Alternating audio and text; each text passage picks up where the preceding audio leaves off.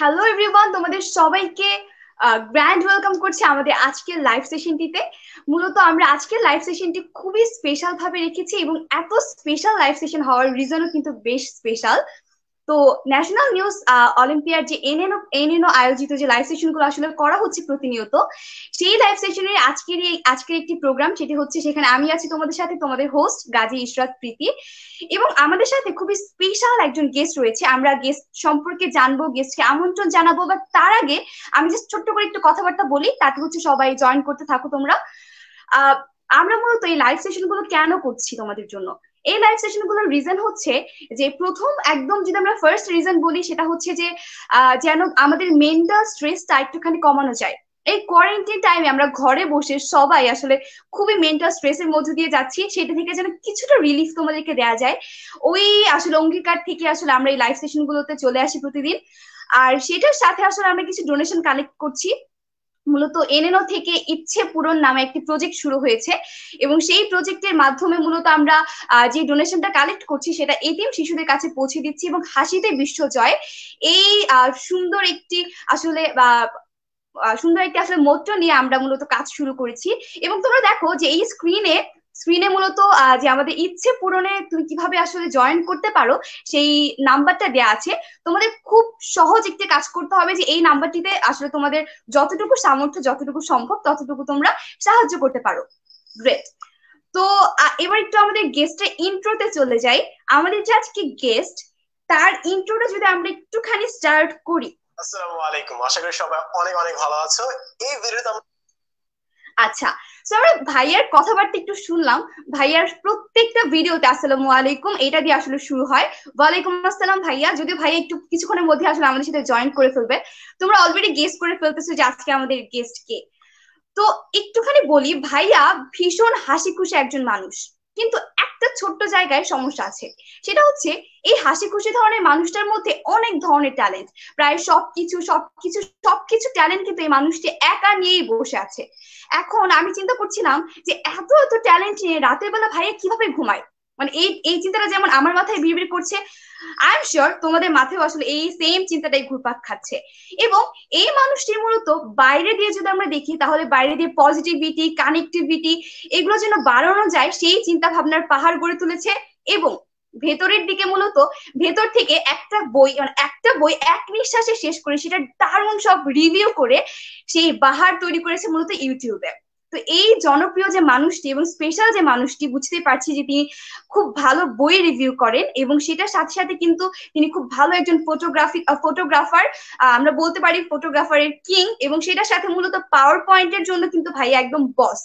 একদম beginning level থেকে pro level পর্যন্ত পাওয়ার পয়েন্টের সব সমস্যার সমাধান তোমরা এই মানুষটি থেকে পেয়ে যাবে। আরেকটা ছোট্ট ইনফরমেশন দিয়ে দিই, সেটা হচ্ছে আদমজি ক্যান্টনমেন্ট কলেজে ভাইয়াকে দেখা গিয়েছিল র্যাক ডেতে, যে কয়েদি #420 এরকম একটি ব্যানার হাতে নিয়ে বেশ উদাসীন ভাবে ভাইয়া তাকিয়েছিল। কিন্তু এর কিছুদিন পরে ঢাকা ইউনিভার্সিটি আইবিএতে যাওয়ার পর সেই মানুষটি আকাশে উঠছিলেন। কিভাবে হলো? তার মানে কি আমাদের প্যারেন্টসরা ঠিকই বলে যে আসলে কলেজ লাইফে অনেক প্যারা এবং ভার্সিটিতে গেলে কোনো প্যারা নাই? এই ডিসকাশনটা অবশ্যই আমরা ভাইয়ের সাথে করব। তো সেটার আগে আমরা ওয়েলকাম করে নিই। এখন হচ্ছে আমরা গ্র্যান্ড ওয়েলকাম করব আমাদের আজকের ভেরি স্পেশাল গেস্ট, আমার মেন্টর এবং আমার খুবই প্রিয় একজন মানুষ, খুবই ভালো একজন মানুষ, এবং আজকে যিনি আমাদেরকে অনেক অনেক অনেক ইন্সপায়ার করবে, সাদমান সাদিক ভাইয়া। এই দের, আসসালামু আলাইকুম, কি অবস্থা? সেই একটা ইন্ট্রো দিলাম, প্রায় কতক্ষণে 3 মিনিটে ইন্ট্রো হয়ে গেছে।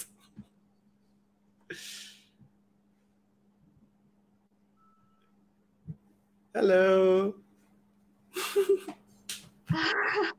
হ্যালো ভাইয়া, আমি আসলে অনেক অনেক চেষ্টা করেছি যেন খুব ভালো একটা ইন্ট্রো দেয়া যেতে পারে, কিন্তু চেষ্টাটা সেটাও বুঝতে পারছি না। You did great. আমার কথা শোনা যাচ্ছে না?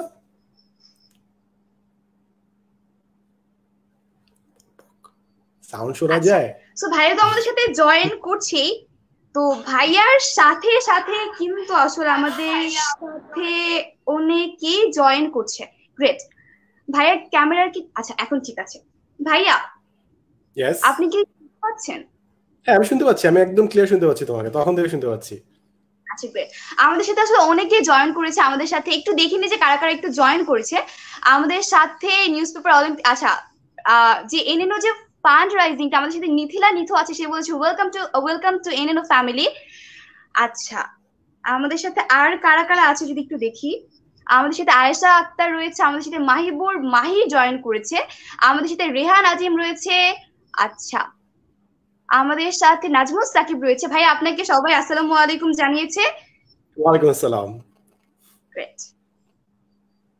আচ্ছা আমাদের সাথে মেহের আফরোজ ফারহানা জয়েন করেছে, আমাদের সাথে এস বি সীমান্ত জয়েন করেছে, সে বলেছে আয়মান সাদিক ভাইকে শুভেচ্ছা এনএনও সাতক্ষীরার পক্ষ থেকে। আচ্ছা সাদমান সাদিক ভাইয়া, হ্যাঁ গ্রেট।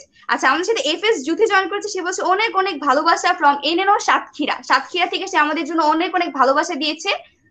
আমাদের সাথে মাইমুনা আহমেদ রয়েছে, ভাইয়াকে আসসালামু আলাইকুম জানিয়েছে। আমাদের সাথে রাফসান জানিয়েছে, আমাদের সাথে মিথিলা রাফু রয়েছে, এস কে রুমেল রয়েছে, আতিক ফয়সাল রাফি রয়েছে, আমাদের সাথে সামিউর রহমান রয়েছে, পারাবি রয়েছে, মাহি রয়েছে, তন্ময়, সঞ্জানা, মনিকা পাল, রাফি। আচ্ছা হ্যালো সালমান ভাই বলেছে ইয়াসির আরাফাত হৃদয়, আমাদের সাথে তাকিমুন সিলসি রয়েছে, সে বলছে আসসালামু আলাইকুম ভাইয়া, lots of love and respect from N N O. Great. তার মানে ভাই আমাদের সাথে আসলে অনেকেই জয়েন করছে এবং সবাই আপনাকে সালাম জানিয়েছে এবং জিজ্ঞাসা করেছে যে আপনি কেমন আছেন। সবাইকে ওয়ালাইকুম সালাম, এবং আল্লাহর রহমতে অনেক অনেক ভালো আছি, আলহামদুলিল্লাহ খুবই ভালো আছি। ইভেন দো লাইক একটা ক্রাইসিসের মধ্যে দিয়ে আমরা যাচ্ছি, বাট বাসায় আর কি সীমিত পরিসরে যতটুকু থাকা যায় আর কি, খুবই ভালো আছে আর কি, সেফ।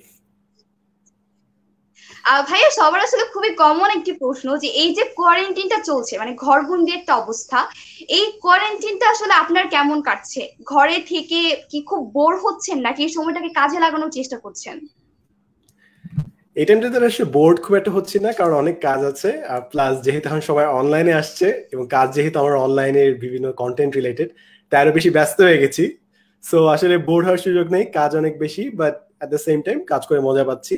কিছু ভিডিও কন্টেন্টস বানাচ্ছি, প্রতিদিন গ্রুপে যাচ্ছি, প্লাস এই যে দেখো তোমার মতো লাইভে যাচ্ছি মাঝে মাঝে, এই তো এইভাবে চলে যাচ্ছে। প্লাস বই পড়ার এখন অনেক সময় পাচ্ছি, সো নিজের মতো গুছিয়ে নিয়েছি আর কি টাইমটা। গ্রেট। ভাই আমি হচ্ছে যদি একটু বলি, সেটা হচ্ছে যে আমি আপনার প্রত্যেকটা আসলে বুক রিভিউ দেখেছি, এত সুন্দরভাবে আপনি বইগুলো পড়ে পড়ে আসলে রিভিউ করেন। তো যদি একটু শুরু থেকে আমি আমার প্রশ্নই আসলে করি, যে এই যে এত সুন্দর করে বই রিভিউ করা, তো এই আইডিয়াটা মানে যে আমি একটা বই পড়লাম, শিখলাম, মানে বইটা পড়ে অনেক কিছু জানলাম, কিন্তু এই বইটা আমি রিভিউ করব, রিভিউ করে এই বইটা অনলাইনে আপলোড করবো এবং সেটা সবাই জানবে। তো এই যে কনসেপ্টটা বা এই যে ধারণাটা নিজের মধ্যে তৈরি করা, এটা কখন থেকে আসলে শুরু হয়েছিল আপনার? এটা প্রায় 2 বছর আগে থেকে। এবং যখন বই আমরা অনেকে শেষ করি, বই শেষ করার পর আমরা এটাতে রিফ্লেক্ট করি না যে বই থেকে আসলে কি শিখলাম। কিংবা যারা বই পড়তে অভ্যস্ত তাদের একটা বদ অভ্যাস থাকে যে জাস্ট বই শেষ করে যাবো, বই শেষ করে যাবো, একটা পর একটা বই শেষ করে যাবো। At the end of the day কি শিখলাম না শিখলাম ওইটার চেয়ে বেশি আমরা ফোকাস করি যে কয়টা বই শেষ করলাম। সো আমি ভাবলাম যে যেহেতু বই পড়তেছি, তাই নিজে একটু ট্র্যাক করা দরকার যে আমি আসলে শিখছি নাকি শিখছি না।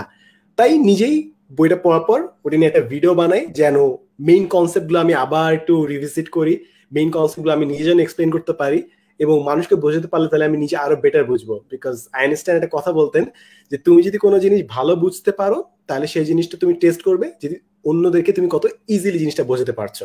সো আমার একটা টার্গেট থাকে যে আমি নিজে যখন কোনো একটা জিনিস বোঝার চেষ্টা করছি, অন্যদেরকে বুঝিয়ে নিজের জিনিসটা আরো বেশি রপ্ত করার চেষ্টা করি। So that's how it started.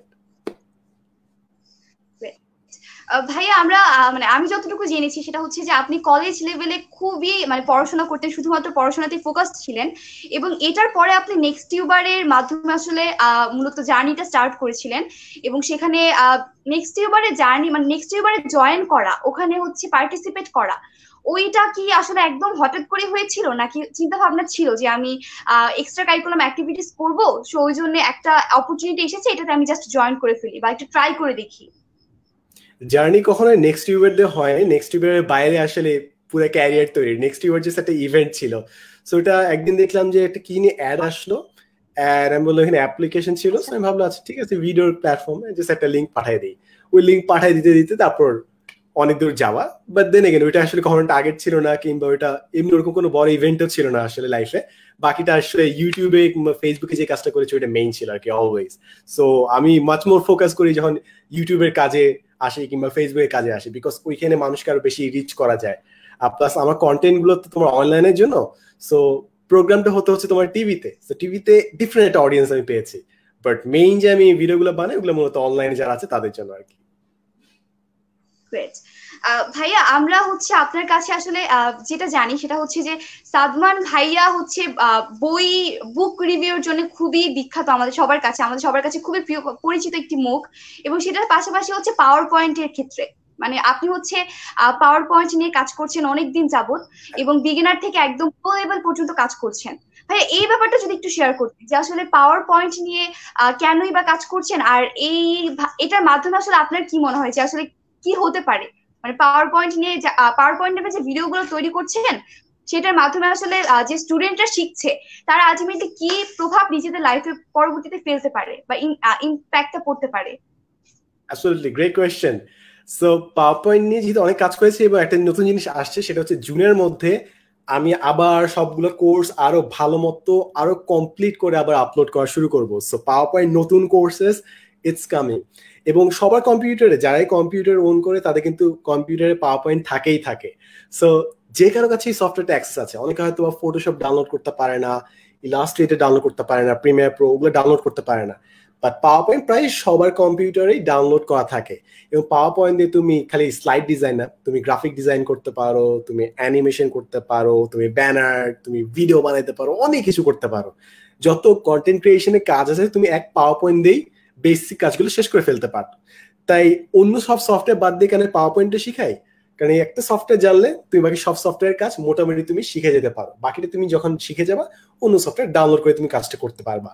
So যারা এই graphic designing, animation, video making, colour theory এগুলাতে ইন্টারেস্টেড তারা পাওয়ার পয়েন্ট শিখলে অনেক অনেক বেনিফিট পাবে।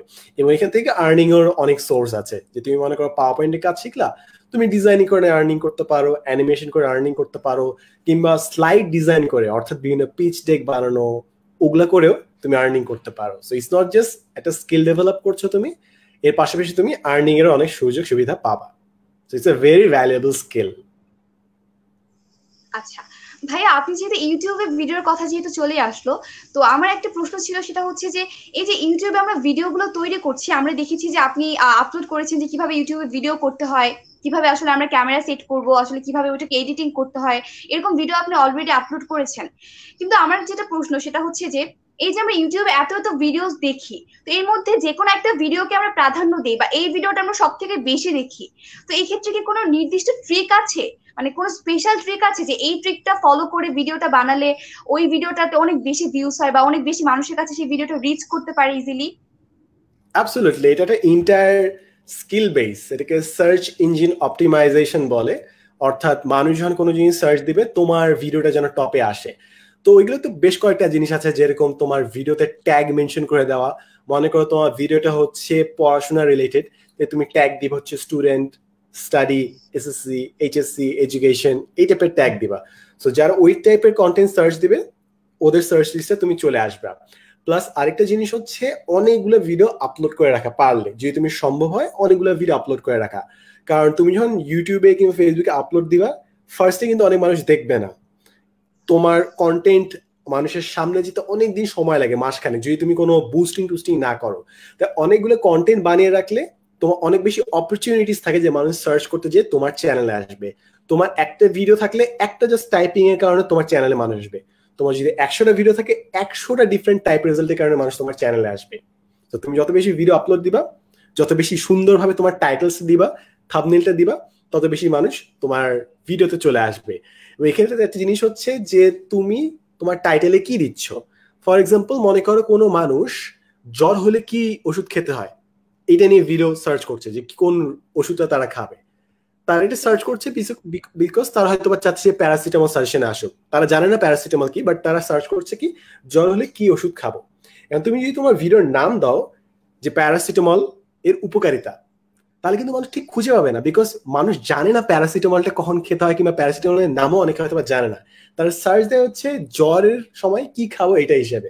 তো তুমি যদি জ্বরের সময় কি খাবো এটা না লিখে তুমি যদি লিখো প্যারাসিটামল খান, তাহলে তো মানুষ তোমার ভিডিওটা খুঁজেই পাবে না। তাই একটা সাইকোলজিক্যাল ব্যাপার আছে যে মানুষ কি লিখে সার্চ দেয় এবং কি লিখে সার্চ দেয় ওইটা যদি তুমি তোমার টাইটেলে দাও, তাহলে অনেক বেশি মানুষ তোমার ভিডিও এবং কন্টেন্টস দেখবে। আচ্ছা ভাইয়া, আমাদেরকে ইমসাজ স্টাইলস আমাদেরকে একটি প্রশ্ন করেছে যে ভাইয়া আমাদের জন্য কি কোনো নতুন কোর্স শুরু করবেন? অ্যাবসলিউটলি, 3টা পার্টিকুলার কোর্স। একটা কোর্স আসছে হচ্ছে পাওয়ার পয়েন্ট, সো এটা তো অনেক দিন ধরে ছিল, এটা আবার ফুল বাংলায় করবো। ইংলিশে অনেক ইনডেপথে করা হয়েছিল, বাংলাতে এটা করা হয়নি। সো বাংলাতে ফুল কোর্সটা আসবে, বিগিনার থেকে একদম অ্যাডভান্স প্রফেশনাল লেভেল পর্যন্ত সবগুলো ধাপে আসবে, ইনশাআল্লাহ জুনের মধ্যে এটা আসবে। সেকেন্ড যেটা করছি সেটা হচ্ছে স্মার্টফোন ফটোগ্রাফি, ওটা অলরেডি স্যামসাং এর সাথে কাজ করছি। সো ওটা আপলোড হচ্ছে, আপাতত কোয়ারেন্টিনের কারণে মোবাইলটা ভেঙে যাচ্ছে, মানে বিড়ালকে খেতে দিয়ে গেছিলাম, হঠাৎ করে হাত ফসকে মোবাইল ভেঙে গেছে, সো আমি কাজ করতে পারছি না আপাতত, ভিডিও অফ আছে, বাট ওই সিরিজটাও আবার রিজিউম করবো। অ্যান্ড আরো 2টা সিরিজ আসছে।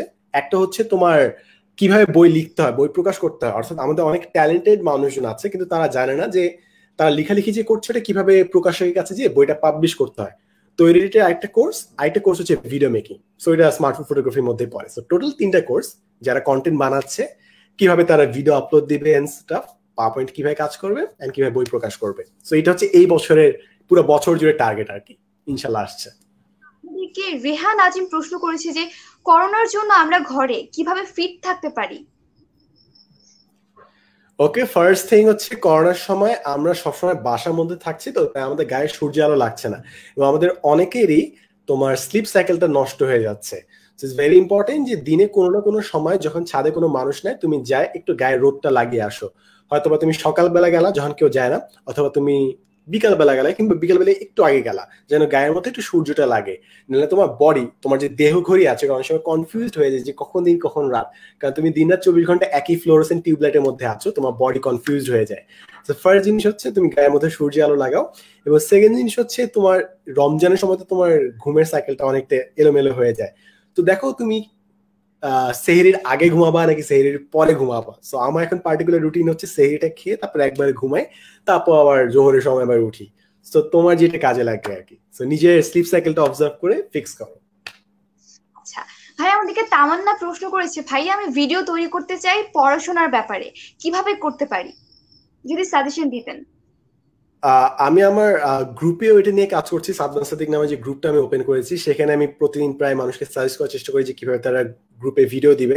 সো তুমি যদি পড়াশোনার ভিডিও করতে চাও, জাস্ট একটা ক্যামেরা উপরে এইভাবে ঝুলিয়ে রাখো, এবং নিচে মনে করো তোমার খাতা কলমে কাজ করছো, মনে করো তোমার ঝুলানোর মতো কোনো জিনিসপত্র নাই, তুমি ফ্যান থেকে ঝুলাই রাখো, উপর থেকে ঝুলে রাখো, কিংবা তোমার কোনো ফ্রেন্ডকে বলো একটু ধরে থাক কিছুক্ষণের জন্য, 2 মিনিটের জন্য, সো দ্যাট আমি ভিডিওটা করতে পারি।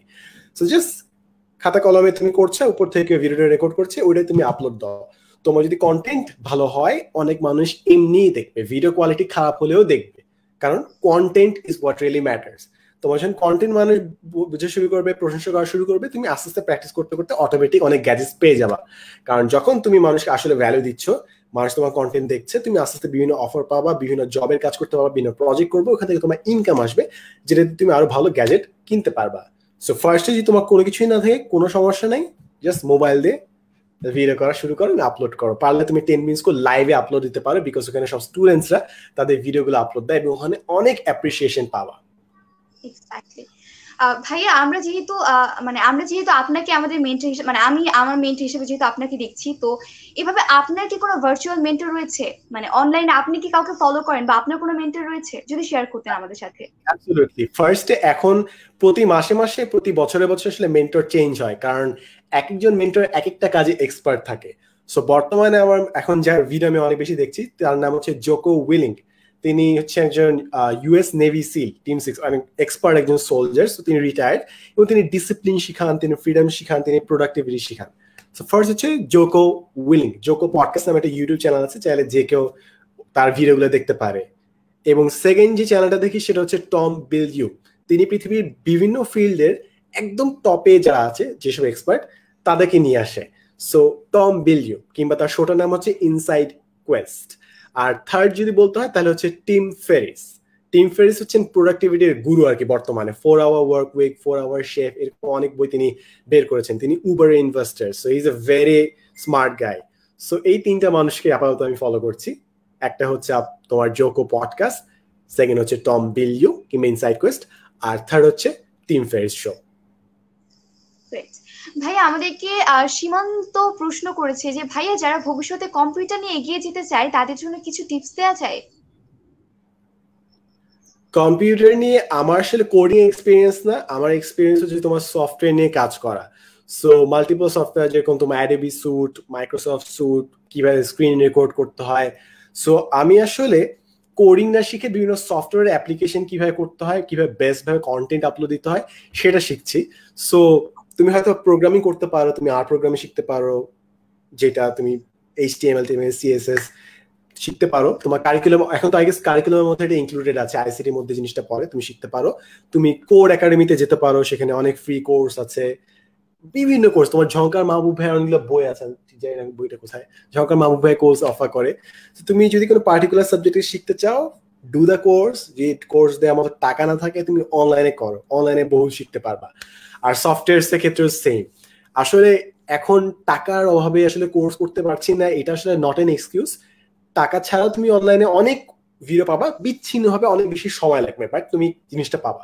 তোমার যদি আসলে এই মোটিভেশন থাকে, ইন্সপিরেশন থাকে, তুমি করতে পারবা। কারণ আমি কখনো কোর্স করি নাই যে এইগুলো সফটওয়্যার আমি কাজ শিখাই এখন, পাওয়ার পয়েন্ট এগুলো জাস্ট অনলাইনে বিভিন্ন বিচ্ছিন্ন বিচ্ছিন্ন ভিডিও ছিল, ওগুলো দেখেছি আর কাজ করতে করতে বাকিটা শিখে গেছি। Same applies for you as well. ভাইয়া আমাদেরকে আয়েশা আক্তার প্রশ্ন করেছে যে সে খুব কিউরিওসিটি নিয়ে প্রশ্ন করেছে যে ভাইয়া আপনি এই পর্যন্ত কয়টা বই পড়েছেন? আমি ঠিক জানি না, আমি ঠিক কাউন্ট রাখি নাই আসলে, হাজার খানিক মনে হয়, জানি না কয়টা আমি কাউন্ট করি নাই, সরি। কাউন্ট করতে হবে, লাইক 1 2 3 এভাবে কাউন্ট করতে হবে আজকে মনে হয়। ভাই আমাদের সাথে সাদিয়া জয়েন করেছে লন্ডন থেকে, আমাদের সাথে মিনহাজুর রহমান রয়েছে, সে বলেছে আসসালামু আলাইকুম সাদমান ভাইয়া।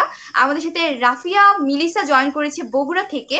আমাদের সাথে ইনসার্ট স্টাইলস আছে, সে বলেছে যে ভাইয়া কিভাবে এখনকার সময়টাকে প্রোডাক্টিভ ওয়েতে কাজে লাগানো যায়, খুব ইন শর্টে যদি আমরা একটু শুনি।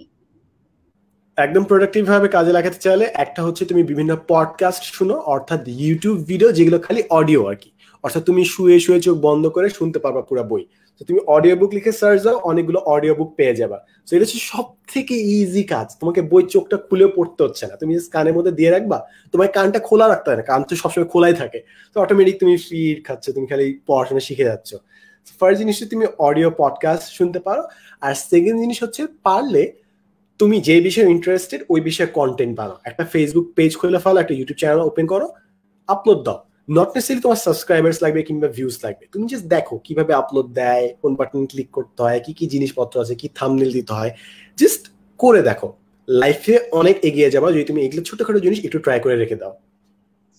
আচ্ছা ভাই আমাদের সাথে আনিসুর রহমান মাহি সাহেব একটা প্রশ্ন করেছে যে ভিডিও কন্টেন্ট তৈরি করার সময় কি কি বিষয় খেয়াল রাখতে হবে, ভিডিও তৈরি করার সময় কি পরিমাণ রিসার্চ করতে হয় আপনাকে? রিসার্চে বেসিক্যালি যখন বুক রিভিউ করি, ওই বইটাই বেসিক্যালি আমার রিসার্চের কাজ। সো একটা বই যদি শেষ করতে 8 ঘন্টা লাগে, 8 ঘন্টা রিসার্চ, 10 ঘন্টা লাগলে 10 ঘন্টা রিসার্চ। বাট জিনিস হচ্ছে যেহেতু আমার তো পড়াশোনাও আছে, তোমার বিবিএ লাইনে পড়েছি, 4 বছর ইউনিভার্সিটি গ্রাজুয়েট প্লাস বইয়ে পড়েছি। সো পড়তে পড়তে মনে করো 5 বছরের এক্সপিরিয়েন্স আছে। তো যখন কোনো বিষয় নিয়ে ভিডিও বানাচ্ছি একটু গুগল সার্চ করি, আর বাদ বাকি তো আগে যেগুলো বই পড়েছে ওগুলো নলেজ তো আছে। সো যত দিন যায় আসলে রিসার্চটা তোমার জন্য ইজিয়ার হয়ে যায়, বিকজ তুমি জানো যে এই পার্টিকুলার টপিকের জন্য তোমাকে কোন বইতে ডিরেক্ট যেতে হবে, কোন ওয়েবসাইটে ডিরেক্ট সার্চ করতে হবে। সো রিসার্চ প্রথম দিকে একটু সময় লাগে, মনে করো প্রতিটা ভিডিও প্রথম দিকে আমার মনে আছে, প্রথম দিকে একটা ভিডিও বানাতে মনে করো 4 দিন লেগে যাচ্ছিল, টেকনিক্যালিটি বুঝা, আপলোড কিভাবে দিতে হয়, কি বাটন প্রেস করলে কি হবে, সাউন্ড ঠিক আছে নাকি না, ওগুলো ফিগার আউট করতে করতে। বা যখন তুমি 10 20 100 বার 1000 বার কাজটা করবা, তোমার জন্য একদম পানির মতো ইজি হয়ে যাবে। গ্রেট ভাই আমাদেরকে মনিকা পাল জিজ্ঞেস করেছে যে আমরা যে ভিডিও এডিট করি, এডিট করার জন্য সবচেয়ে ভালো অ্যাপ কোনগুলো আমরা ইউজ করতে পারি? তুমি যদি কম্পিউটারে এডিট করো তাহলে তোমার ভালো এডিটিং সফটওয়্যার সব মানে ইন্ডাস্ট্রি স্ট্যান্ডার্ড হচ্ছে অ্যাডোবি প্রিমিয়ার প্রো প্রফেশনাল। তারপর তোমার কালার গ্রেডিং এর জন্য আছে হচ্ছে দাভিঞ্চি কোড। আর তোমার ম্যাকের জন্য যারা অ্যাপল ইউজ করে তাদের জন্য সফটওয়্যারটা হচ্ছে তোমার ক্লিপ মনে হয়, ফাইনাল কাট প্রো। আর কেউ যদি মোবাইলে এডিট করতে চাও তাহলে আমার ফেভারিট হচ্ছে ইনশট দিয়ে আমি প্রচুর এডিট করি। আরো আছে তোমার কিনেমাস্টার, তোমার ফিল্মোরা গো আছে, তোমার কুইক আছে। So there are multiple software. আর তুমি যদি মোবাইলে যে স্ক্রিনে যে কাজটা করছো সেটা যদি তুমি রেকর্ড করতে চাও, মনে করো তুমি কোনো অ্যাপের কাজ করছো, ওই অ্যাপের স্ক্রিনটা তুমি রেকর্ড করতে চাও, কিংবা মনে করো তুমি কোনো ডিজাইন করছো, অ্যাপের মধ্যে ড্রয়িং করছো, ওইটা স্ক্রিনটা তুমি রেকর্ড করতে চাও, A to Z screen recorder তুমি ডাউনলোড করতে পারো। সেটা দিয়ে তুমি মোবাইলে যে কোনো সময় স্ক্রিনটা রেকর্ড করতে পারো। আর পিসিতে যদি তুমি স্ক্রিন রেকর্ড করতে চাও, প্লাস তুমি পিসিতে যে কাজটা করছো, মনে করো তুমি গেম খেলছো কিংবা তুমি কোনো জিনিস শিখাচ্ছ, ওইটা যদি তুমি লাইভ স্ট্রিম করতে চাও তাহলে পিসির সফটওয়্যার, কম্পিউটারের সফটওয়্যার হচ্ছে OBS। কিংবা আরেকটু প্রফেশনাল তুমি যেতে চাও পে করে, তাহলে ওয়ারকাস্টও আছে। গ্রেট। তো যারা হচ্ছে আমাদের সাথে অলরেডি জয়েন করছো, আরো একবার একটু মনে করিয়ে দিই যে আমাদের কিন্তু একটা নতুন প্রজেক্ট রয়েছে এনএনও থেকে, যেটা নাম হচ্ছে ইচ্ছে পূরণ। এবং এই প্রজেক্টের মাধ্যমে আমরা কিছু ডোনেশন তোলার চেষ্টা করছি এবং সেই ডোনেশন গুলো পৌঁছে যাবে কিন্তু এতিম কিছু শিশুদের কাছে। এবং হাসিতে বিশ্বজয় এই মোট্টো নিয়ে কিন্তু আমাদের আসলে এই যাত্রা। তো আশা করবো যে তোমরা যারা আসলে যতটুকু সামর্থ্য রয়েছে সেই সামর্থ্য দিয়ে আসলে আমাদেরকে সাহায্য করার চেষ্টা করবে। ভাইয়া আমাদের কাছে আসলে সামিউর রহমান জানতে চেয়েছে যে আইবিএ তে পড়ার জন্য কিছু সাজেশন। এই প্রশ্নটা আমি আরো 3বার পেয়েছি, আমি স্কিপ করে যাচ্ছিলাম, কিন্তু আপনি কি সাজেশন দিতে চান আইবিএ তে পড়ার জন্য? আইবিএ তে ফার্স্ট অফ অল আমার যে কথাটা থাকবে, তোমার যদি আইবিএ তে পড়ার যোগ্যতা থাকে তাহলে আসলে তোমার উচিত বাইরে অ্যাপ্লাই করা। যারা আইবিএ তে চান্স পায় তাদের আসলে উচিত ছিল তারা যদি বাইরে চান্স মানে বাইরে অ্যাপ্লাই করতে, তারা অনেক বেটার করতে পারতো। সো আমি বলবো যে যারা আইবিএ তে চান্স পাওয়ার জন্য স্বপ্ন দেখে, আসলে তুমি অনেক ছোট স্বপ্ন দেখছো, আর একটু বড় স্বপ্ন দেখো। কেন তুমি বাইরে পড়তে যাও? কারণ তুমি যখন গ্রাজুয়েট করবে, গ্রাজুয়েট করার পর তোমার কিন্তু বিবিএ লাইনে স্কলারশিপ পাওয়া অনেক কঠিন, সাধারণত দেওয়া হয় না। তোমার স্কলারশিপ দেওয়া হয় যারা ইঞ্জিনিয়ারিং সাইডে আছে কিংবা টেকনোলজি, ওইসব স্টেম ফিল্ডে। সো তোমার বিবিএ লাইনে স্কলারশিপ পাওয়া অনেক টাফ। সো তোমার যদি আসলেই ভালো শিখার ইচ্ছা থাকে, আমি নিজে আইবিএ তে পড়েছি, আমি সাজেস্ট করবো, আমি কখনো কাউকে সাজেস্ট করি যে আইবিএ তে পড়া, আমি তাদেরকে বলি যে পারলে বাইরে অ্যাপ্লাই করো। তোমার যদি দেশে থাকার ইচ্ছে করো, নো প্রবলেম, তুমি পড়াশোনাটা করো, তারপর দেশে ফেরত আসো। So that would be my first suggestion. But তুমি যদি আইবিএর জন্যই পড়তে চাও, তোমার একটা বই তুমি শুরু করতে পারো, সেটা হচ্ছে তোমার অফিসিয়াল গাইড ফর জিম্যাট। আমার সাথে বইটা ছিল, এই বইটা পড়তে পারো। এই বইতে তোমার ম্যাথ, অ্যানালিটিক্যাল অ্যান্ড ইংলিশ এই সেকশনগুলো তুমি শেষ করে ফেলো। অর্থাৎ তোমার যদি মনে করো এখন কলেজে পড়ো, ফার্স্ট ইয়ারে, তোমার বইটা শেষ করতে কতদিন লাগবে? 3 মাস কিংবা 6 মাস লাগবে। তুমি দিনে একদম মনে করো 10 মিনিট জাস্ট করবা, 6 মাস লাগবে ম্যাক্সিমাম। বইটা শেষ করে রাখো, তুমি অটোমেটিক অনেক জনের চেয়ে অনেক এগিয়ে থাকবা। প্লাস যেটা বললাম যে তুমি পারলে বাইরের জন্য ট্রাই করো। তুমি মনে করো এসিটি দিয়ে রাখো, স্যাট দিয়ে রাখো। তোমার যদি স্যাট স্কোর ভালো হয়, তুমি অটোমেটিক আইবিএ রিটেনে পাস পেয়ে যাবা, তোমাকে ডিরেক্ট ইন্টারভিউর জন্য ডাকবে। So that's my suggestion. এই জিম্যাট, আমার ফোনটা পড়ে গেছে আবার। এই বইটা শেষ করো এবং পারলে বাইরের জন্য অ্যাপ্লাই করো, দ্যাটস ইট। ভাইয়া এই আচ্ছা, আমাদের যে কোয়ারেন্টাইন টাইম, এখানে মূলত আপনি যেহেতু আমাদেরকে 5টা যদি একদম নির্দিষ্ট করে বইয়ের সাজেশন দিতেন যে এই 5টা বই তোমরা পড়তেই পারো চাইলে, তাহলে হচ্ছে আমরা এভাবে আসলে শুরু করতে পারতাম। যারা একদম আজকে থেকে এই ভিডিও সেশনের পর থেকে আসলে বই পড়া শুরু করতে চাচ্ছে, তাদের জন্য একদম যদি একটু বলে দিতেন। আচ্ছা, প্রথমেই বই সেটাই পড়ো যেটা তোমার ইচ্ছা হয়। আমি কখনো আমি যদি কোনো বই চাপাই দেই যেটা তোমার এখন পড়তে ভালো নাও লাগতে পারে, ফর এক্সাম্পল এখন পড়তে পড়তে আমি মনে করো বোরিং কোনো বিজনেস রিলেটেড বই পড়তেছি, সাডেনলি মনে করো ক্লাস 10-এ কি ভিডিওটা দেখছে, ও যদি বোরিং বিজনেসের ভিডিওটা দেখে, বইটা পড়ে, ও বোর্ড হয়ে যেতে পারে। তো আমি ফার্স্টে বলবো যে তোমার যে বই পড়তে ভালো লাগে ওইটা পড়ো। বাট স্টিল যদি আমার কাছে তোমার সাজেশন লাগে, তাহলে আমি তোমাকে 5টা বইয়ের নাম অফকোর্স বলতেছি।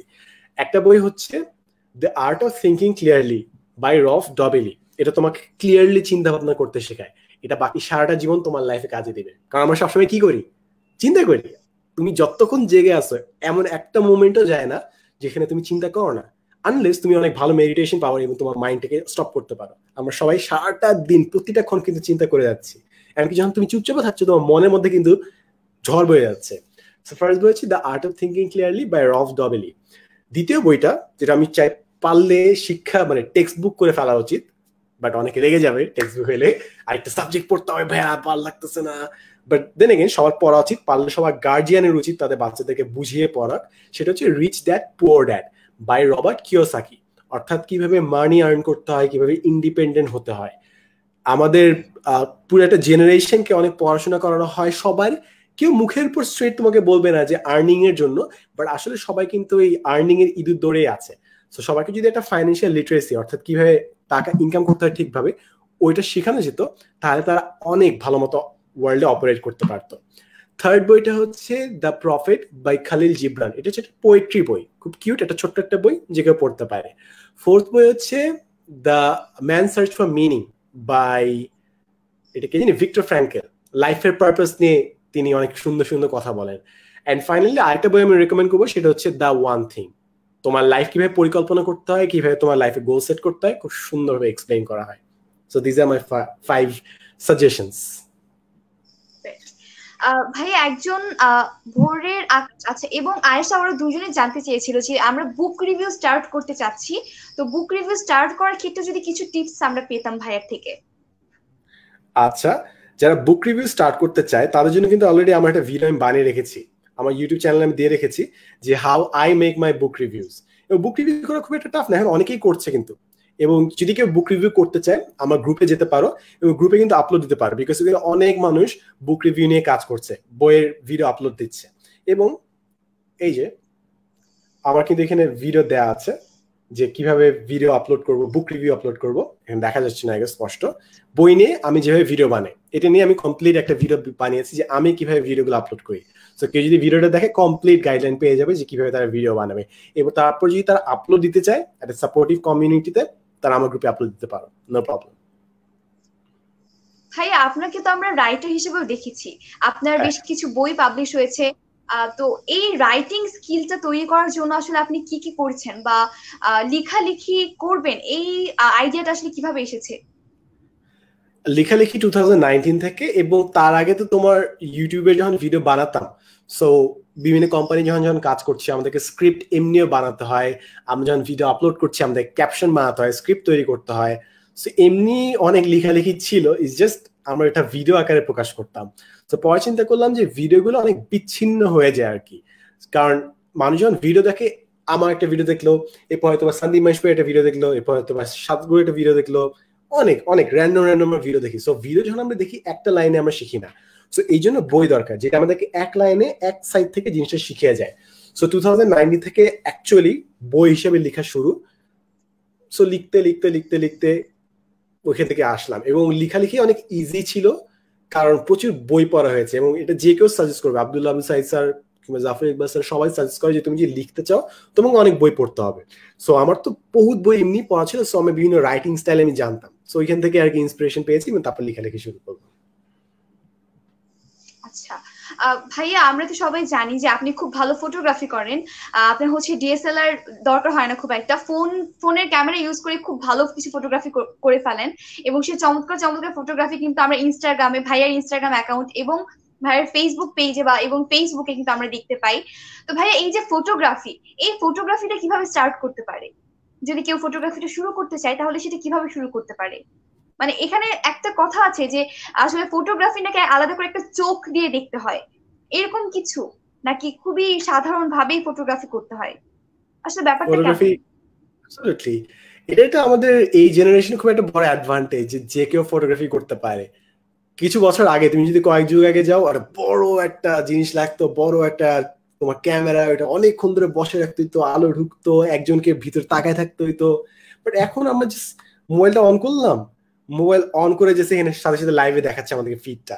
সো অনেক কনভিনিয়েন্ট, যে কেউ ফটোগ্রাফি করতে পারে। এবং মোবাইল দিয়ে কেন ফোকাস করে, আমি কেন বললাম যে ডিএসএলআর ফটোগ্রাফি না বানাই, আমি কেন মোবাইল ফটোগ্রাফি বানালাম, বিকজ সবার পকেটে পকেটে ফোনটা আছে, সবার পকেটে পকেটে একটা ক্যামেরা ফোন আছে, এবং এই ক্যামেরা ফোন দিয়ে তারা খুব ভালো বানাতে পারে। ফর এক্সাম্পল আমার স্টার্টই হয়েছিল মোবাইল ফোনের ক্যামেরা দিয়ে। আমি যখনই মানে কোন একটা মোবাইল বের হতো, আমি টাকা জমাতাম যে আচ্ছা ওই সময় যে ক্যামেরাটা আছে, ভালো মোবাইল আছে, ওইটা আমি কিনতাম। সো আমার যে এখন যে ভিডিও বানাচ্ছি, আমার অন্য মোবাইলটা ভেঙে গেছে, সো তার আগে 5 বছর আগে যে ক্যামেরাটা ইউজ করতাম তখন এটা ভালো ছিল, বিকজ এটা ফ্রন্ট ক্যামেরা, একটা ওয়াইড অ্যাঙ্গেল ছিল। সো আমি ওইটা দিয়ে ভিডিও বানাতাম, ছবি তুলতাম, ছবি অনেক ডাইনামিক আসতো। সো সবসময় ফোকাস ছিল যে যখনই ইনভেস্ট করবো টাকাটা জমিয়ে একটা ভালো ক্যামেরা আছে, আমরা একটা মোবাইল কিনবো যেন ফটোগ্রাফি করতে পারি। কারণ আমাদের সবার সাথে সার্বক্ষণিক আমাদের সঙ্গী হচ্ছে আমাদের মোবাইল ফোনটা, আমাদের বাকি সারাটা জীবন হয়তো আমরা আমাদের সাথে মোবাইল ফোনটা রাখবো, এবং সবসময় মোবাইল ফোন একটা ক্যামেরা ঠিকই থাকবে। তো একটা দিন যদি আমরা শিখে যাই মোবাইল ফোনে কিভাবে ছবি তুলতে হয়, আমাদের বাকিটা সারাটা জীবন আমাদের সবগুলো সেলফি সুন্দর হবে, সবগুলো গ্রুপ ফটো সুন্দর হবে, সবগুলো প্রকৃতির ছবি সুন্দর হবে, আর সবগুলো ভিডিও সুন্দর হবে। তো কেন আমরা জিনিসটা শিখি না? ভাই আমরা কিছু কমেন্ট একটুখানি পড়ি। আমরা হচ্ছে আচ্ছা, আমাদের সাথে নিথিলা নিথু আছে, সে বলেছে যে আজ থেকে 10 বছর পর নিজেকে কোথায় দেখতে চান, বাংলাদেশকে নিয়ে আপনার পরিকল্পনা কি? টিচার হিসেবে, শিক্ষক হিসেবে অবশ্যই। পরিকল্পনা খুবই সিম্পল, পড়াশোনা করতে চাই। এখন মূলত এখন যে কাজ করছি ওইটাই করে যেতে চাই, জাস্ট আর একটু রিল্যাক্স ভাবে। কারণ তোমার ক্যারিয়ার যখন শুরু হয় তখন তোমার অনেক কাজ করতে হয়, অনেক মানে দিন না তোমাকে জাস্ট ক্যারিয়ারের পিছিয়ে ফোকাস দিতে হয়। সো ওইটা এখন করতে হচ্ছে অনেক কাজ। বাট ইভেনচুয়ালি তোমার যখন সব সেটেল হয়ে যায় আস্তে আস্তে, তুমি নিজের স্বাধীনতা অনুযায়ী অনেক কাজ করতে পারো। ফর এক্সাম্পল, এখন মনে করো 10টা কাজ করছি, 10টা কাজের মধ্যে 5টা কাজ আমার ভালো লাগছে, 5টা কাজ আমার ভালো না লাগলে আমাকে করতে হবে, বিকজ আমাকে একটা ফাইন্যান্সিয়াল স্টেবিলিটি আনতে হবে, আমাকে নেটওয়ার্কিং করতে হবে, অনেক কিছু করতে হচ্ছে। তাই এখন হয়তো 10টা কাজ করছি, 5টা কাজ মনে আনন্দ করছি, 5টা কাজ করতে একটু মনে খুশখুশ করছে। বাট ইভেনচুয়ালি 10 বছর পর প্ল্যান হচ্ছে যে নিজের ইচ্ছা মতো সব কাজ করতে পারবো, লাইফে স্বাধীনতা আসবে, এবং যে কাজগুলো এখন করছি তখন সেই কাজগুলো করে যাবো। মনে আনন্দে বই পড়বো, মনে আনন্দে বুক রিভিউ করবো, মনে আনন্দে ভিডিও বানাবো। ভাইয়া ফটোগ্রাফি, আমরা আসলে আপনার একটা বই থেকে এবং একটা ভিডিও থেকে দেখেছি যে আপনি বলেছেন যে আসলে আমরা শ্বাস বন্ধ করে আসলে একটা ছবি যখন তুলি তখন সেই ছবিটা খুব স্ট্রেট থাকে, মানে একদম ঠিকঠাক থাকে। তো এটা হচ্ছে, এটা নিয়ে আপনি একটা বইও লিখে ফেলেছেন, এবং সেই বইটার ব্যাপারে যদি একটু বলতেন যে ওই বইটা পড়লে আসলে আমরা ফটোগ্রাফির কি কি বিষয় সম্পর্কে ভালো ধারণা পাবো। ওকে, থ্যাংক ইউ সো মাচ। কারণ আমাকে আগেই ও বলে রাখছে যে ভাইয়া বইগুলো নিয়ে আসে রাখেন। একটা জাস্ট বই আনার সুযোগ পাইছি, অন্য বইগুলো মানুষের কাছে চলে গেছে। বাসায় বই থাকলে মানুষ আসে বই দিতে হয়, বই নিজেদের কাছেই থাকে না, নিজেদের বই। সো ওই বইতে বিভিন্ন টিপস এন্ড ট্রিক্স দিয়েছি যে কিভাবে জাস্ট মুঠো ফোনটা আমরা আরো বেটার ভাবে ইউজ করতে পারি। ফর এক্সাম্পল, আমরা ওখানে অনেকে ভিডিও করছি, অনেকে জুম মিটিং করছি, জাস্ট ভিডিও করার সময় মোবাইলটা জাস্ট চোখ বরাবর রাখা। এটা অনেকে করে, অনেকে নিচে রাখে, অনেকে উপরে রাখে। নিচে রাখলে ফ্যান দেখা যায়, উপরে রাখলে পা দেখা যায়, স্যান্ডেল দেখা যায়, সব দেখা যায়। তো একদম চোখ লেভেলে রাখলে বেস্ট একটা আউটকাম আসে। খুবই সিম্পল জিনিস, জাস্ট মোবাইলটা চোখ বরাবর রাখো। কিংবা মনে করো যখন ছবি তুলছে, তুমি অনেকে শেক করে, এইভাবে ছবি তুলে এক হাত দিয়ে বাড়িয়ে। সো হাত থাকলে অনেক কাঁপাকাঁপি করে। সো বডির কাছে আনলে অনেক স্টেবল হয়ে যায়। সো এটার জন্য কি তোমার মেগাপিক্সেল বেশি হওয়া দরকার? এটার জন্য কি ক্যামেরা দামি হওয়া দরকার? না। এটা জাস্ট তুমি হাতে কিভাবে মোবাইলটা নিয়ে ছবি তুলছো সেটা দিয়ে তুমি ছবিটাকে অনেক বেটার করতে পারছো। তাই এমন জিনিস যেগুলো আমাদের সবারই নিয়ন্ত্রণে আছে, কিন্তু আমরা জানি না এগুলো নিয়ন্ত্রণে আরো বেটার ভাবে করলে আরো ভালো ছবি পাওয়া যায়, ওগুলো নেই মূলত বইটা। ভাইয়া আসলে অনেকে জানতে চাচ্ছে, যেমন নিথিলা নিথু, তারপর হচ্ছে নাজমুস সাকিব জানতে চেয়েছি যে ভাইয়া আপনার আমরা যে ফটোগ্রাফি করি সেটার জন্য কোন ফোনটা আমরা ইউজ করতে পারি। দেখা যায় যে আমরা ফোন নিয়েও খুব চিন্তা ভাবনা করি আসলে কোন ফোনটা সাথে থাকলে আমরা খুব ভালো ছবি তুলতে পারবো। অনেকের একটা ধারণা যে দামি ফোনেই বোধহয় সবচেয়ে সুন্দর সুন্দর ছবি আসলে তোলা সম্ভব। তো এটার আসলে সত্যতা কতটুকু? অফকোর্স তোমার যত দামি ফোন হবে কিংবা যত দামি ডিভাইস হবে, অফকোর্স তোমার ছবি ভালো আসবে, ওগুলো ক্যাপাসিটি অফকোর্স বেটার। বাট জিনিস হচ্ছে at a certain point, at a certain level পর্যন্ত, এটাকে একটা বলা হচ্ছে marginal law of utility, diminishing utility. ওটা তোমার একটা সার্টেন পর্যায়ে পর্যন্ত তুমি যদি ভালো ছবি তুলতে পারো, তোমার জন্য অত ভালো ক্যামেরা লাগে না আসলে। তুমি যদি খুব না বেশি মনে করো তুমি একদম প্রফেশনাল ছবি তুলতেছো, মনে করো তুমি সাকিব আল হাসানের ছবি তুলছো, মাশরাফি মুর্তজার ছবি তুলছো, তখন হ্যাঁ তোমার ডিএসএলআর আসলে দরকার, কারণ অনেক হাই রেজলিউশন ছবি দরকার যেটা তুমি এডিট করতে পারো। বাট কয়জন এই কাজটা করছে?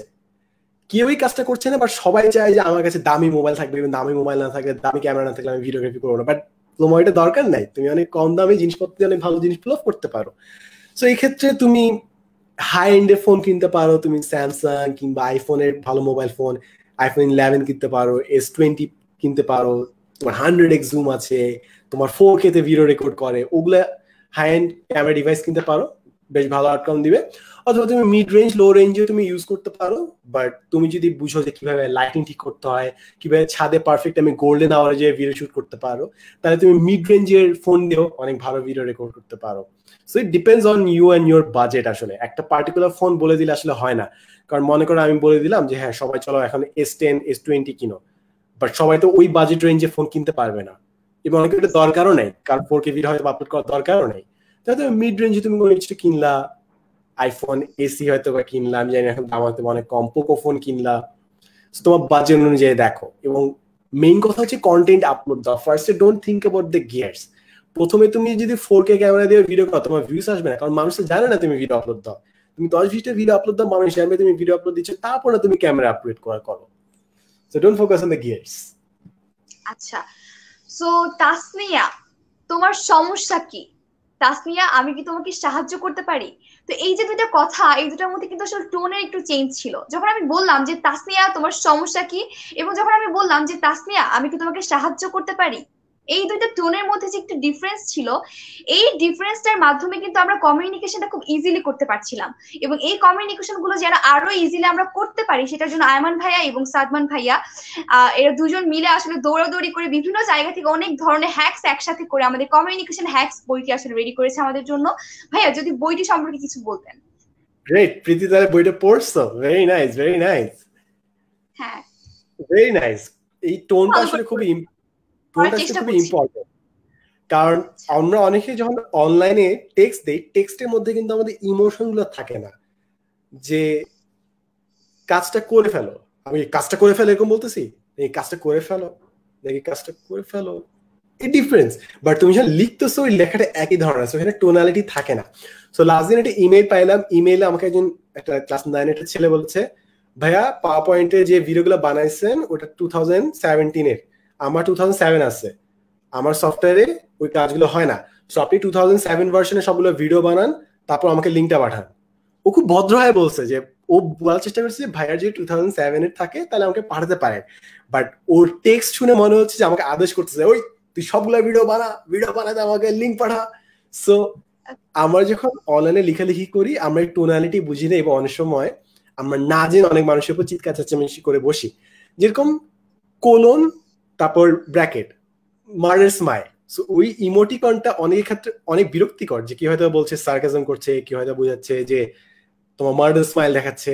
সো ইমোটিকনের মিনিংসও ডিফারেন্ট। সো আমাদের আসলে কনটেক্সট বোঝা উচিত, এবং কনটেক্সটের ক্ষেত্রে আমরা অনেকটা সিম্পল যেরকম মিস্টেক করে বসি, যেরকম অনেকে টেক্সটে কিংবা নক না দিয়ে ডিরেক্ট ভিডিও কল করে বসে, ডিরেক্ট কল করে বসে মেসেঞ্জারে, যেটা খুবই ইম্পোলাইট, অনেক মানে আনপ্রফেশনাল। বাট অনেকে বুঝে না, কারণ তারা কি করে, তারা ফ্রেন্ডদের সাথে সবসময় ধাপাধাপ কল করছে, কথাবার্তা বলছে, বা তারা ভুলে যায় যে তারা যখন প্রফেশনালি কাজ করছে এই কাজগুলো তাদের একটু সিনসিয়ার হওয়া দরকার। মনে করো তুমি তোমার ফ্রেন্ডদের সাথে কি অবস্থা, যাইতেছিস খাইতেছিস এই ভাষায় বলতেছো, বাট তুমি হঠাৎ করে মিটিং এ যেয়ে যদি এই ভাষায় কথা বলা শুরু করলো, তাহলে কিন্তু মানুষ তোমাকে আনপ্রফেশনাল ভাবে এবং তোমার ব্র্যান্ডিং নিয়ে কোয়েশ্চেন তুলবে। তাই কমিউনিকেশনের জন্য কনটেক্সট বোঝা, অর্থাৎ প্রসঙ্গ বোঝা খুবই ইম্পর্টেন্ট। আচ্ছা ভাই, আমি একটা ছোট প্রশ্ন নিই, যে আয়েশা বলেছে যে ভাই আপনি অবসর সময়টা আসলে কিভাবে কি করেন অবসর সময়ে? বই পড়ি, মানে অবসর সময় কাজ মানে পছন্দের অনেক কাজ আছে, হয় অবসর সময় হয় বই পড়ি, নাহলে ভিডিও বানাই, নাহলে ড্রয়িং করি, নাহলে ইনস্টাগ্রামে বিভিন্ন ফিল্টারে একটু গুতাগুতি করি, আছে দেখি কি হয়, বিভিন্ন ইফেক্টিভে ফিল্টার দেই, ফ্রেন্ডদের সাথে গেম খেলি। সো হ্যাঁ, বহুত কাজ আছে মজার, লাইফটা নিজের মতো গুছিয়ে নিতে হয় আর কি। আমি যদি আয়েশাকে একটু বলি যে তুমি অবসর সময় কিন্তু আসলে তোমার অবসর সময়টা খুব প্রোডাক্টিভ ওয়েতে কাজে লাগাতে পারো। আমাদের 10MS এ কিন্তু আসলে অনেক ধরনের কোর্স রয়েছে, তোমরা সেই কোর্স গুলো কিন্তু করে ফেলতে পারো। এবং যদি তুমি সবগুলো কোর্স করতে পারো তাহলে দেখবে যে এই কোয়ারেন্টাইনে ঘরে বসে যে মানে যে বোরিং সময়টা কাটছে, এই সময়টাতে দেখবে তুমি কোর্স গুলো করে ফেলেছো, একটা সার্টিফিকেট তো পাচ্ছই, কিন্তু কোর্সটা করার পরে তুমি যে আচরণটা করবে সেই আচরণটা আসলে ব্যাপক একটা পরিবর্তন হবে, এবং সেই পরিবর্তনটা খুবই পজিটিভ একটা পরিবর্তন হবে বলে আমরা আশা করি। তো তুমি এটা করতে পারো যে আমাদের 10MS এ যে কোর্স গুলো রয়েছে তোমার স্কিল ডেভেলপমেন্টের জন্য, সেই কোর্স গুলো কিন্তু তুমি বাসায় বসে একদম করে ফেলতে পারো। আমাদেরকে মাহি জিজ্ঞেস করেছে যে ডিজিটাল মার্কেটিং এর ফিউচারটা কেমন, ডিজিটাল মার্কেটিং এর কিছু হ্যাকস যদি শেয়ার করতেন। This is one of the most important skills. খুবই great question Mahi, great job, amazing question. তোমাকে কিন্তু এখন সবকিছু ডিজিটালি শিফট করছে। ফর এক্সাম্পল মনে করো আমি যদি একটা এক্সাম্পল দেই, কিছু হ্যাক, যে মনে করো বইমেলায় 2019 আমরা স্টুডেন্ট হ্যাকস আনলাম, 2020 তে আমরা কমিউনিকেশন হ্যাকস আনলাম, 2021 সালে আমাদের বইয়ের আনা টার্গেট হচ্ছে প্রোডাক্টিভিটি হ্যাকস, অর্থাৎ কিভাবে আমরা কাজ আর এফিসিয়েন্টলি গুছিয়ে করতে পারি। বাট করোনা ভাইরাস, বইমেলা কোথায় হবে? মানুষকে বইমেলা আসবে? এখন কি বই ডেলিভারি হচ্ছে? সাডেনলি কিন্তু সব বন্ধ। এখন কি হচ্ছে? সব কাজ কোথায় হচ্ছে? অনলাইনে হচ্ছে। আমরা মিটিং করছি, কোথায় হচ্ছে? অনলাইন হচ্ছে, জুমের মাধ্যমে হচ্ছে। আমরা আড্ডা দিচ্ছি, আলোচনা করছি, কোথায় হচ্ছে? লাইভে হচ্ছে। এই যে প্রীতির সাথে আলোচনা করছি। তো তোমার সবকিছু অনলাইনে শিফট করবে। সো আমাদের যদি একটা কথা বলি যে আমরা কিভাবে শিফট করছি, আমার যে প্রীতি বললো কমিউনিকেশন হ্যাক্স কিংবা স্টুডেন্ট হ্যাক্স, আমরা কিন্তু অফলাইনে তোমার বইটা তোমার কিনতে পাওয়া যায়, বাট এখন কিন্তু অনলাইনে কিনতে পাওয়া যায়। আমাদের অফলাইনে বইটা তোমার মনে করো কিনতে গেলে তোমার 300 টাকা লাগে, অনলাইনে তুমি মাত্র 30 টাকা 35 টাকা দিয়ে কিন্তু আমাদের অনলাইন বইটা অনলাইন ভার্সনে কিনে ফেলতে পারো। সো আমরা অফলাইন থেকে অর্থাৎ মার্কেট থেকে সরে আমরা অনলাইনে এখন বই নিয়ে এসেছি। That's also digital marketing. আমরা যখন বই লঞ্চ করি আমরা কি করি, একটা ভিডিও লঞ্চ করি যে স্টুডেন্ট হ্যাক্স বইটা আসছে, দিস ইজ দ্য রিভিউ। কিংবা কমিউনিকেশন হ্যাক্সের জন্য আমরা কি করেছিলাম, আমরা দৌড়াদৌড়ি করেছিলাম। আমরা জানি যে মানুষ এটা নিয়ে হাসি ঠাট্টা করবে, মানুষ বলবে যে কি রে ভাই তোমার স্যুটটাই পরে দৌড়াচ্ছ কেন, but that is the communication hack. যে আমরা চাই যে মানুষ এটা অবজার্ভ করুক, তাদের একটু খটকা লাগুক যে কেন ওরা স্যুটটাই পরে দৌড়াচ্ছে, দৌড়াতে দৌড়াতে কেন ভিডিও করছে। তো this is also digital marketing, যে আমরা অনলাইনে ভিডিও বানালাম, এমন ভিডিও বানালাম যেটা মানুষের দেখতে কিউরিয়াস হয় এবং কিউরিয়াস হয়ে তার ইভেন্চুয়ালি বইটার দিকে ইন্টারেস্টেড হয়। তো ডিজিটাল মার্কেটিং এর অনেক অ্যাসপেক্ট আছে। তুমি ইউটিউব মার্কেটিং শিখতে পারো, ফেসবুক মার্কেটিং শিখতে পারো, এসইও শিখতে পারো, গুগল অ্যাডভার্টাইজিং শিখতে পারো, এগুলো অনেক কাজে লাগবে। সব জিনিসপত্র তোমার অনলাইনে আসবে। আগে মানুষ ব্যাংকে যেত, এখন মানুষ কিভাবে ট্রানজাকশন করছে, অনেক মানুষ বিকাশ দিয়ে করছে, মোবাইলে করছে। আগে মানুষ বিভিন্ন জায়গায় যেত, রেন্টিং হাউসে যেত, তারপর সেখানে তারা গাড়ি টাড়ি নিত, রেন্ট করতো। এখন মানুষ কি করে, উবার পাঠাতে যায়। আগে মানুষ, এখনো মানুষ যায়, বাজারে যায়, কিনে জিনিসপত্র করে, বাট এখন অনেকে কোথায় অর্ডার দিচ্ছে, ফুড পান্ডে অর্ডার দিচ্ছে, পাঠাও ফুডে অর্ডার দিচ্ছে, সহজ ফুডে অর্ডার দিচ্ছে। মানুষ আগে কি করতো, বিভিন্ন পারফরমেন্স দেখতে যেত, টিকিট কেটে যেত। এখন মানুষ পারফরমেন্স কোথায় দেখছে, অনলাইন লাইভ শোতে দেখছে।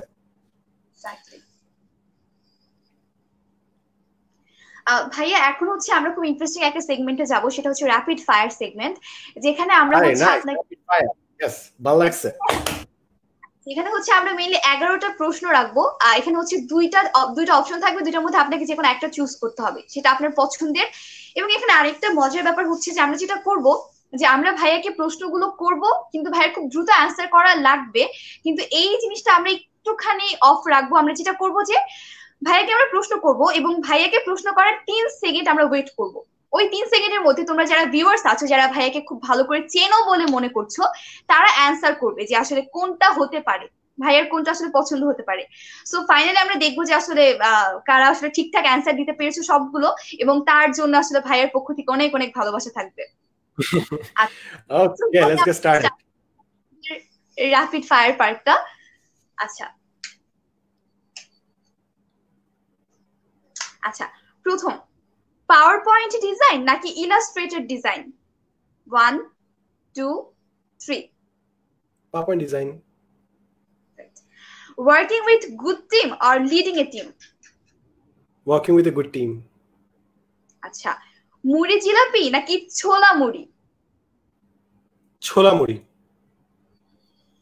ব্লগিং নাকি রাইটিং? ব্লগিং নাকি? ব্লগিং নাকি রাইটিং? ওকে। ইফতারে মিষ্টি নাকি ঝাল চপ? কোনটাই না। আচ্ছা, প্রেজেন্টেশন নাকি অ্যাসাইনমেন্ট?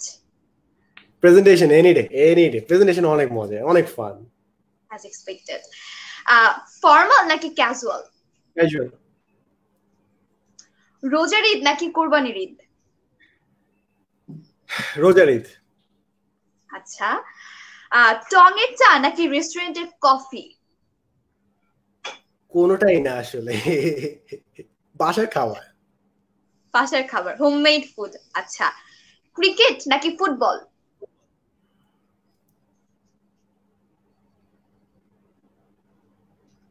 ফুটবল।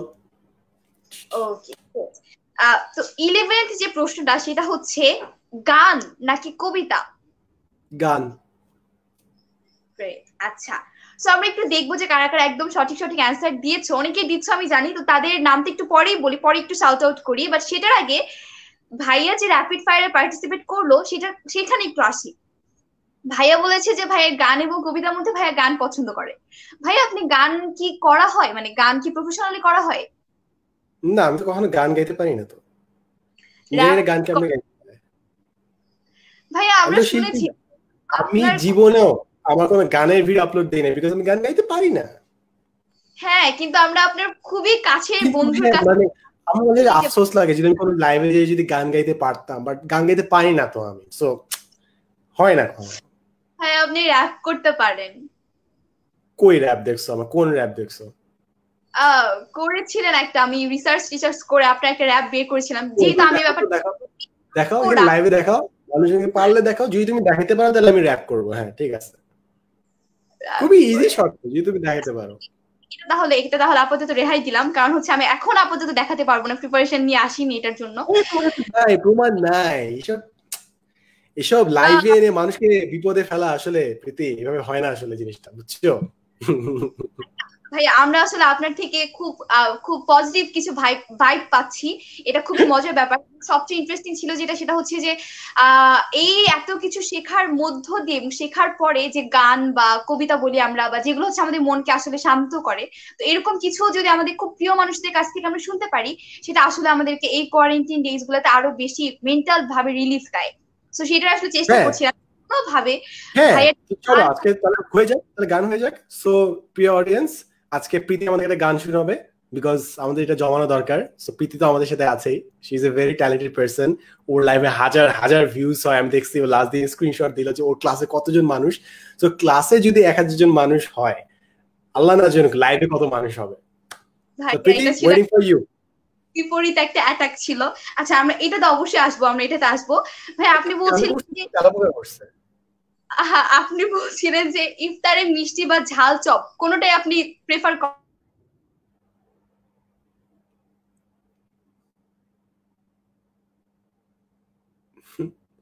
আচ্ছা আমার হয়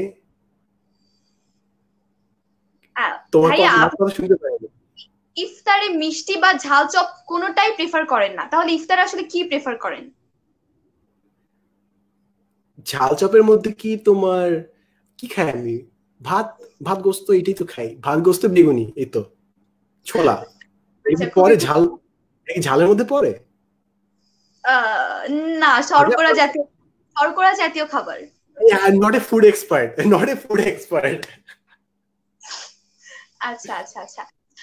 সো ভাইয়া ফাইনালি আমরা যেটা আরো একটা কথা বলবো, সেটা হচ্ছে যে আমরা আসলে আমাদের সাদমান ভাইয়াকে আমাদের আজকে এই শোতে আনার মাধ্যমে আসলে অনেক বেশি উপকৃত হয়েছি, আমরা অনেক কিছু জানতে পেরেছি। এবং আমি আসলে নোট ডাউন করে রাখছিলাম, ভাইয়া যখন ফেভারিট বইয়ের কথা বলছিল, ভাইয়ের মেন্টরের কথা বলছিল, ভাইয়া যখন বলছিল যে আসলে কি কি ফোন আমরা ইউজ করতে পারি, ভাইয়ের মোবাইল ফটোগ্রাফি নিয়ে কিন্তু একটা বইও আসলে পাবলিশ হয়েছে, তো সেটাও আসলে আমরা পড়ে ফেলতে পারি যারা হচ্ছে ফটোগ্রাফি নিয়ে কাজকর্ম করতে চাচ্ছ।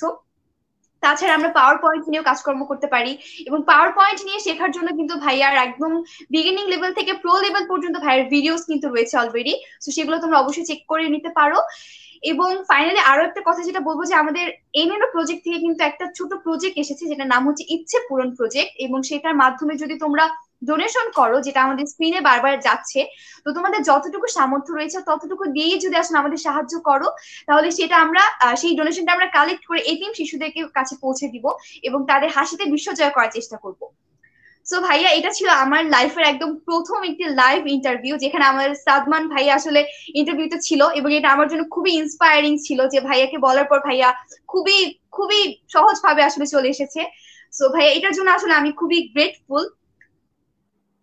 Thank you so much Preeti আমাকে ইনভাইট করার জন্য, এবং জেনে খুব ভালো লাগলো যে তোমার লাইফের first live interview. Hopefully it won't be your last, there are many more to come. ইনশাআল্লাহ তোমার সামনের লাইফগুলোর জন্য অনেক অনেক শুভকামনা রইল। You did really really well, খুবই অ্যামেজিং করছো। থ্যাংক ইউ সো মাচ ভাইয়া। এবং আসলে আমাদের যারা দর্শক ছিল তাদের উদ্দেশ্যে কি আপনি কিছু বলতে চান? ভালো থাকেন, সুস্থ থাকেন, আর এই টাইমে নিজের মাইন্ডটাকে ক্লিয়ার করতে পারেন যতটুকু সম্ভব। মানে দর্শকদেরকে কিছু প্রোডাক্টিভ কথা, যে আসলে এই কাজটা করে করে এই কোয়ারেন্টাইন টাইমটা কাটিয়ে ফেলেন। এই এত কাজের কথা কেন? মানুষ কেন কাজের কথা দেখ শুনতে আসছে? একটু মানে রেস্ট করুক, মানুষ একটু ঘুমাক। আমি চিন্তা করতেছিলাম যে শীতকালে যদি কোয়ারেন্টাইনটা হইতো, মানুষ তো ঘুমায় কাটিয়ে দিত পুরা বেশিরভাগ সময় রাত, বাট এখন বেশিরভাগ সময় হচ্ছে দিন। তাই বারবার মনে হয় প্রোডাক্টিভিটি কথা বলতেছো। তো যদি প্রোডাক্টিভ কিছু মানুষ করতে চায়, আমি বলবো যে লাইফের গোলগুলো সেট করে ফেলেন। অন্য সব মানুষ কাজের মধ্যে থাকে, বিজি থাকে, তাই তার পরিকল্পনা করতে পারে না। তো এই টাইমে বাসার মধ্যে আমরা সবাই আছি, কিছু সময় ফ্রি পেয়েছি, ক্লিয়ারলি চিন্তা করেন, লাইফের টার্গেট গুলো ঠিক মতো সেট করেন, খাতায় লিখে রাখেন, এবং খাতায় লিখা পর পারলে ওটা দেয়ালে টাঙায় রাখেন। দেয়ালে টাঙায় রাখলে যদি কোনো ফ্যামিলি মেম্বার দেখলে বিব্রত লাগে, তাহলে ওইটা একটা ওয়ালপেপার বানান, মোবাইলে ওয়ালপেপার বানায় আপনার মোবাইলে রাখেন। That's it. Great. Thank you so much ভাই আমাদের শোতে আসার জন্য, আপনাকে অনেক অনেক ধন্যবাদ। এবং যারা যারা এতক্ষণ ধরে আসলে এই সেশনটি দেখছিলেন তাদের সবাইকে অনেক অনেক ধন্যবাদ আমাদের সাথে থাকার জন্য। এবং আশা করছি যে এই সেশনটি থেকে প্রোডাক্টিভ কিছু কথাবার্তা আপনারা পিক করতে পেরেছেন এবং সেগুলো নিজেদের লাইফে কাজে লাগাতে পারবেন। কাজে লাগিয়ে কোয়ারেন্টাইন টাইমটাকে অনেক বেশি প্রোডাক্টিভ এবং অবশ্যই রেস্ট নেওয়া দরকার। তো সেভাবে সেভাবে করে আসলে মিলিয়ে ঝিলে খুব সুন্দর একটি লাইফ আপনারা কাটাতে পারবেন। সো ভাইয়া আজকে তাহলে এতটুকুই ছিল, আমরা এখন বিদায় নিচ্ছি এই সেশন থেকে। থ্যাংক ইউ সো মাচ ভাইয়া। ভাই আল্লাহ আসসালামু আলাইকুম। হাফেজ। আল্লাহ ওয়ালাইকুম হাফেজ। আসসালাম।